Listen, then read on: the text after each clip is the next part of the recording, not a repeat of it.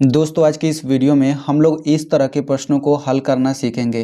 तो आप देख सकते हैं कि इस तरह के प्रश्न में x और y है और इसके बाद इसको भी हम लोग हल करेंगे तो इसमें भी x y केवल दिया गया है। लेकिन इस प्रश्न को देखें तो इसमें x y भी है और यहाँ पे संख्या भी है। ठीक है, तो इसको कैसे हल करते हैं ये भी हम लोग सीखने वाले हैं। और यहाँ पे ये लास्ट प्रश्न है तो आप इसमें देख सकते हैं x स्क्वायर है और x भी है, तो इसको कैसे हल करेंगे। तो बस आप इस वीडियो में बने रहिए, आपको बहुत ही अच्छे से मैं आपको ये सारा चीज़ समझा दूंगा।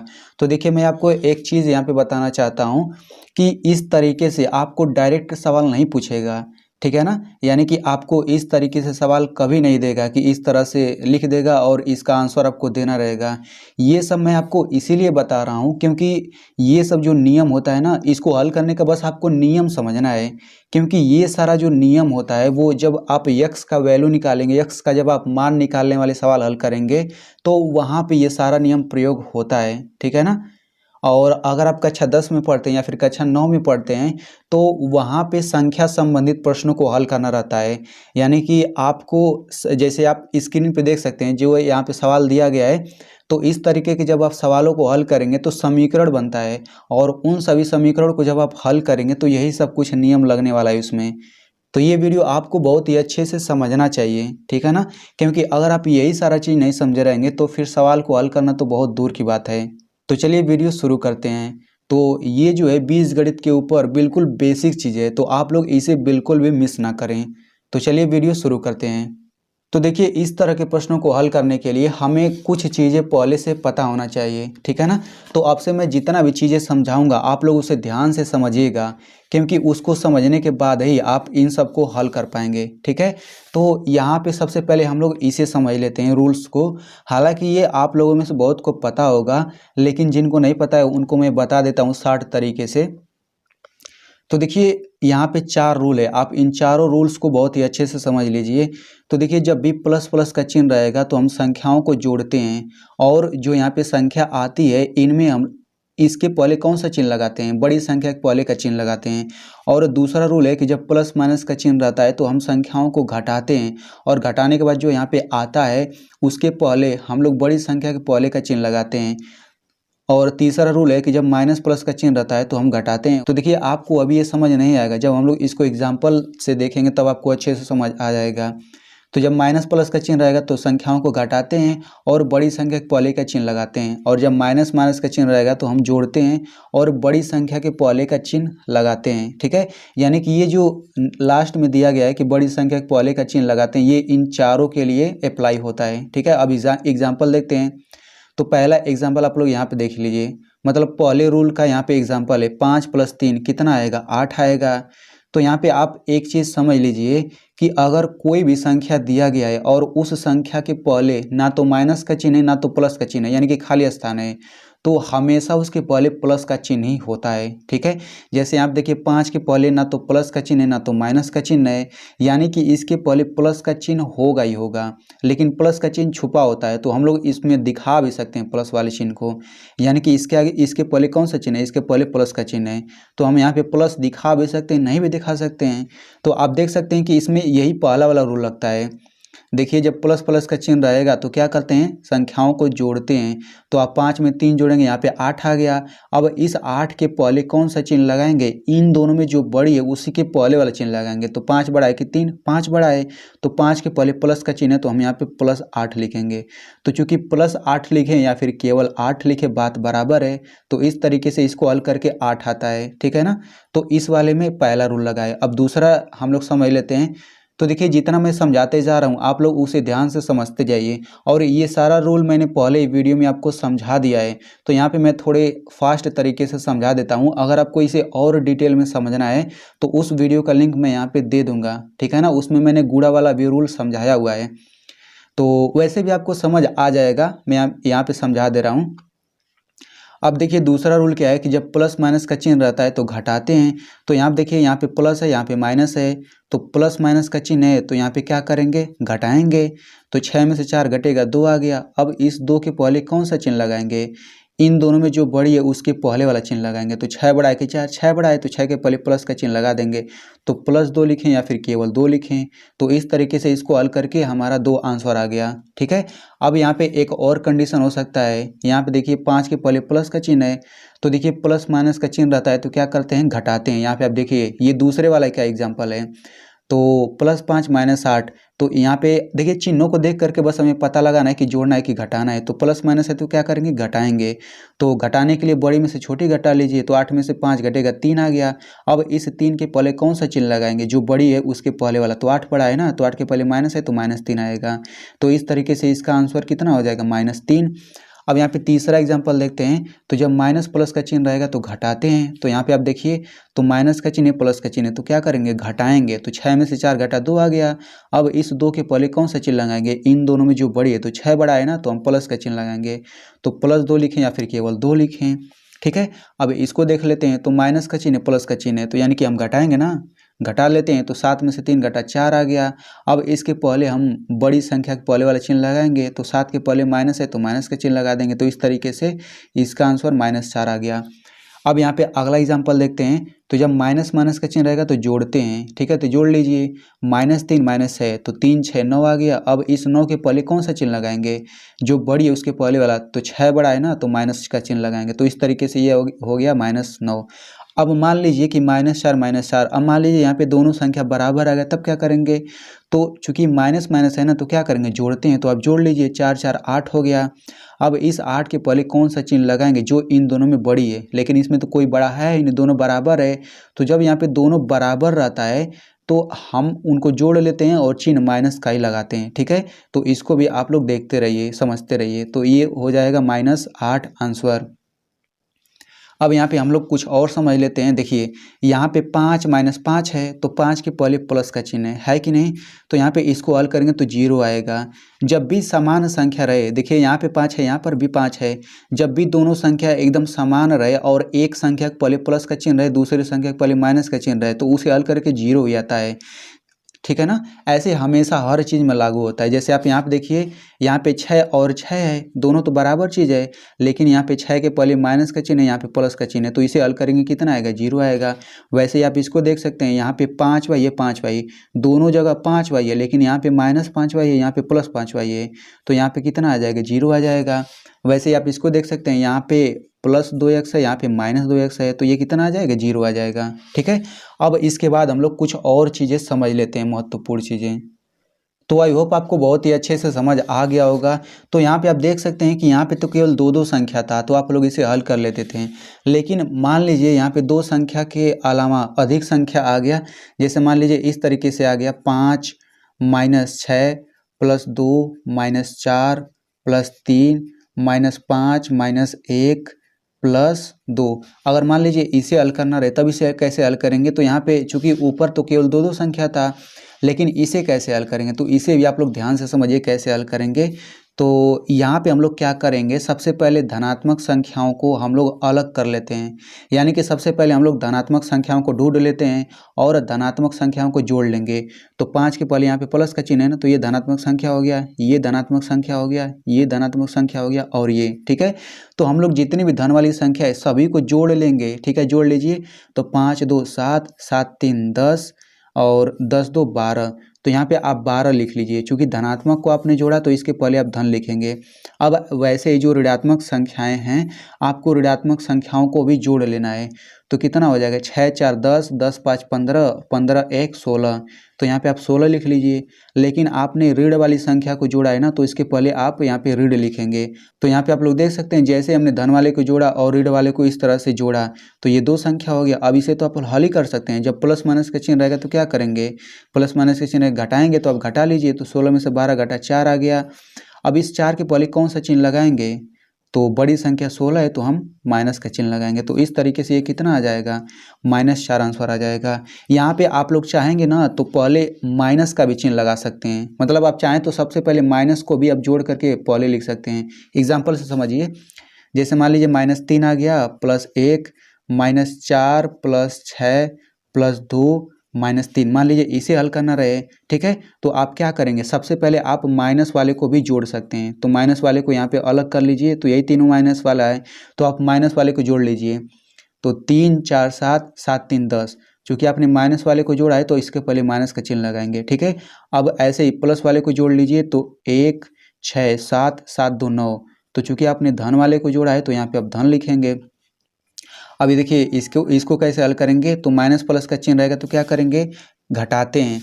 तो आप घटा लीजिए, तो 10 में से 9 घटेगा, 1 आ गया। अब इसके पहले कौन सा चिन्ह लगाएंगे, तो 10 बड़ी है ना, तो माइनस का चिन्ह लगाएंगे। तो इस तरीके से ये आ गया -1, ठीक है। तो आप शुरू में जो है कि माइनस वाले को जोड़ करके लिख सकते हैं और फिर बाद में प्लस वाले को, या फिर आप चाहें तो शुरू में प्लस वाले को जोड़ करके लिखिए, माइनस वाले को बाद में, तब भी आंसर सेम ही आएगा, ठीक है ना। तो देखिए वीडियो थोड़ा लंबी ज़रूर हो जाएगी, लेकिन आप लोग जो है वीडियो को पूरा अच्छे से समझिएगा, पूरा लास्ट तक देखिएगा, ठीक है ना, तभी जा करके आपको बहुत ही अच्छे से समझ आ पाएगा। तो देखिए ये सब तो हमने बेसिक सीख लिया, लेकिन हम लोग ये सब क्यों सीखें, हम लोग ये सब इसीलिए सीखें ताकि वो जो सवाल मैंने दिया था वो सब हल कर सकें। अब देखिए यहाँ पे 5 + 3 इसे हल करते हैं, कितना आता है, 8 आता है। यहाँ पे मैं लिख लेता हूँ, ये 5 + 3 इसे हल करने पे कितना आता है, 8 आता है। तो यहाँ पे आपको जितना भी सवाल दिख रहा है ना, बिल्कुल ऐसे ही आप लोग लिख लीजिए। अब इन सभी संख्याओं के बाद हम लोग चाहे जो कुछ भी लगाएं, जैसे मान लीजिए हम यहाँ पे x लगा लेते हैं, यहाँ पर भी x और यहाँ पर भी x। तो देखिए जैसे हमने यहाँ पे x लगाया, ये आपका x वाला सवाल बन गया, यानी कि 5x + 3x, इसको जब आप हल करेंगे तो 8x आएगा, ठीक है। अब ऐसे ही बिल्कुल इसी तरीके से आप इनमें से कोई भी सवाल उठा सकते हैं। एग्जाम्पल के लिए चलिए मैं इसी को ले लेता हूँ। तो -7 + 3 बराबर कितना है, -4 है। अब इन सभी संख्याओं के बाद हम लोग यहाँ पे y लिख सकते हैं, यहाँ पर y, यहाँ पर y। तो जैसे ही हमने y लिखा, ये आपका y वाला सवाल बन गया, यानी कि -7 + 3y, इसको जब आप हल करेंगे तो -4y ही आएगा, ठीक है। तो यहाँ पे आप लोग ध्यान से समझिएगा, -7 इसी को फिर से लिख रहा हूँ, -7 + 3 बराबर -4। तो ये सभी जो संख्या है, इन सभी संख्याओं के बाद आपको सेम ही चीज़ लिखना है। जैसे कि आप यहाँ पे x लिखेंगे तो यहाँ पर भी x लिखेंगे, यहाँ पर भी x। जैसे मान लीजिए अगर हमने यहाँ पे x लिखा, यहाँ पे x लिखा और यहाँ पे x नहीं लिखा, तो -7x + 3 इसको हल करेंगे तो इतना नहीं आएगा, ये आपका गलत हो जाएगा। ठीक वैसे यहाँ पे -7 + 3 बराबर -4, इसी को हम लोग ले लेते हैं। तो अगर हम लोग ये मान लेते हैं कि आपने क्या किया कि यहाँ पे x लगा दिया, यहाँ पे y, यहाँ पे x, तब भी ये गलत है। यानी कि संख्या के बाद आपको या तो x लगाना है, या तो y लगाना है, या तो कुछ भी लगाइए, आप सेम ही चीज़ लगाइए। जैसे कि -7 हो गया + 3 हो गया, ये -4 हो गया। तो हम यहाँ पे अगर मान लीजिए कि x² लगाते हैं, तो यहाँ पर भी x² लगाइए, यहाँ पर भी x² लगाइए, तब जा कर के ये सही होगा। यानी कि -7x² + 3x², इसको हल करेंगे तो -4x² आएगा। बिल्कुल ये जो कॉन्सेप्ट है ना, ये पूरे सवाल के साथ यही कॉन्सेप्ट लग सकता है। यानी कि इन सभी में आप किसी का भी गुणा करेंगे तो वो उस तरह का सवाल बन जाएगा। तो आई होप आपको समझ आ गया होगा ये सारा चीज़। लेकिन ये मैंने क्यों बताया, ये आप लोग ध्यान से समझिएगा। देखिए जैसे मान लीजिए आपको इस सवाल को हल करना है, 5x - 15x, ठीक है। तो ये जो सवाल है, ये सवाल तभी हल होगा जब यहाँ पे संख्या के बाद सेम चीज़ आया हो। जैसे देखिए यहाँ पे संख्या के बाद x आ रहा है और यहाँ पर संख्या के बाद भी सेम वही x आ रहा है, तो यानी कि ये हल हो सकता है। तो हम लोग इसे कैसे हल करेंगे, देखिए यहाँ पे x है, यहाँ पे x है, आप यहाँ पे x लिख लीजिए, फिर इनको ढक लीजिए। अब देखिए 5 - 15, ये तो बिल्कुल अंकों जैसा सवाल हो गया, ऊपर जो हमने सीखा था। तो 5 - 15 इसे हल करेंगे, कितना आएगा, -10 आएगा। तो आप यहाँ पे -10 लिख लीजिए, यानी कि 5x - 15x इसे हल करेंगे तो कितना आएगा, -10x। तो ये हो जाएगा आंसर, ठीक है ना। लेकिन यहाँ पे और चीज़ हम समझ लेते हैं। जैसे मान लीजिए कि हमें हल करना रहे -5x हल करना रहे, फिर +5, तो जब आप इसे हल करेंगे तो ये आगे हल हो ही नहीं सकता। क्यों नहीं हल होगा, क्योंकि यहाँ पे संख्या के बाद x है, यहाँ पे संख्या के बाद कुछ है ही नहीं, ठीक है ना। तो ये आगे हल नहीं होगा। यहाँ पे कुछ दूसरा एग्जांपल ले लेते हैं। मान लीजिए कि ये हो गया -8x और +2y, ठीक है। तो इसे भी हल करेंगे तो ये भी हल नहीं होगा, क्योंकि यहाँ पे संख्या के बाद x है, यहाँ पे संख्या के बाद y है, ये भी आगे नहीं बढ़ेगा, बस इतना ही हल होगा। अब इसे हम कोई दूसरा एग्जांपल ले लेते हैं। मान लीजिए -8x² हो गया +2x² हो गया। तो यहाँ पे देखिए संख्या के बाद एक्स स्क्वायर आ गया, यहाँ पर भी संख्या के बाद एक्स स्क्वायर, यानी कि संख्या के बाद दोनों सेम ही चीज़ आ रहा है, मतलब कि ये हल होगा। तो एक्स स्क्वायर दोनों सेम चीज़ है, तो यहाँ पे आप लिख लीजिए, ठीक है ना, एक्स स्क्वायर। अब इसको आप ढक लीजिए, तो ये हो गया -8 + 2। ये तो अंकों वाला सवाल हो गया, तो माइनस प्लस का चिन्ह रहेगा तो घटा देते हैं, तो 8 में से 2 घटेगा 6 आएगा, और 6 के पहले हम माइनस का चिन्ह लगाएंगे क्योंकि 8 बड़ी है ना, तो कितना आ जाएगा -6, यानी कि इन दोनों को हल करेंगे तो -6x² आ जाएगा। तो आई होप आपको ये सारा नियम अच्छे से समझ आ गया होगा।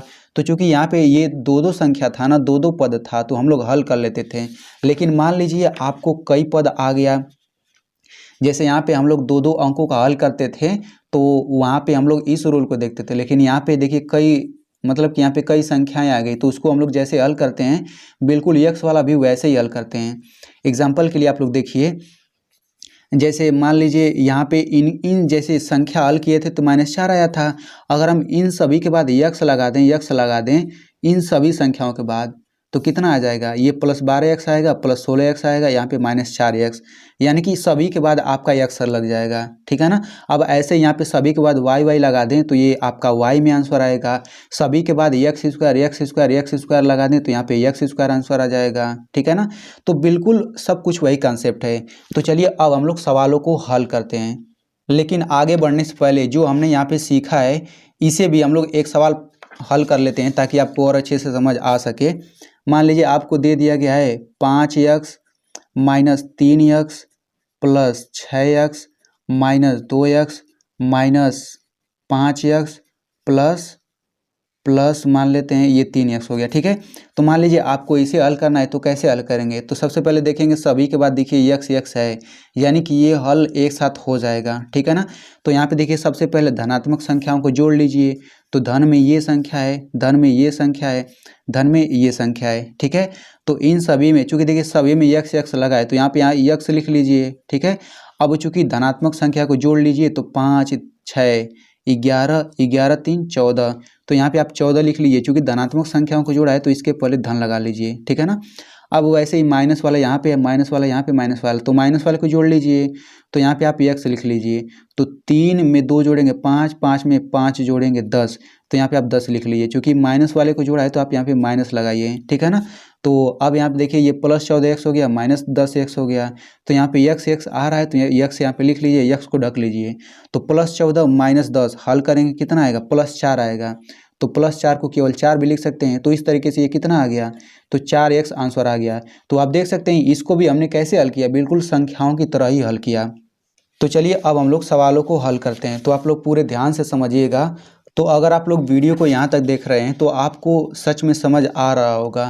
तो देखिए इतना सरल तरीके से समझाने के लिए वीडियो के पीछे मेहनत होती है, तो आप लोग वीडियो को एक लाइक कर दीजिए, और हो सके तो इस वीडियो को अपने दोस्तों के साथ जरूर शेयर करिए, ठीक है। तो चलिए अब प्रश्नों को हल करते हैं। तो यहाँ पे देखिए इसमें x और y यहाँ पे है, तो हमें तो पता है कि x वाला जो होगा वो x वाले के साथ ही हल होगा, y वाले जो होगा वो y वाले के साथ हल होगा, ठीक है ना। तो सबसे पहले हमें इसमें क्या करना रहेगा, सबसे पहले हम लोग यहाँ पे x वाला जितना भी है उनको एक साथ करेंगे, y वाला एक साथ करेंगे, ठीक है। तो x वाला यहाँ पर है, x वाला यहाँ पर है, x वाला यहाँ पर है, बस इतना ही। तो इन सबको एक साथ कर लेते हैं, तो ये हो जाएगा 5x, ये हो जाएगा +2x, और ये हो जाएगा -3x, ठीक है। अब ऐसे ही y वालों को एक साथ कर लेते हैं, तो y वाला यहाँ पर है, y वाला यहाँ पर, y वाला यहाँ पे, तो ये हो जाएगा -4y, और यहाँ पे हो जाएगा +8y, और ये हो जाएगा -3y, ठीक है।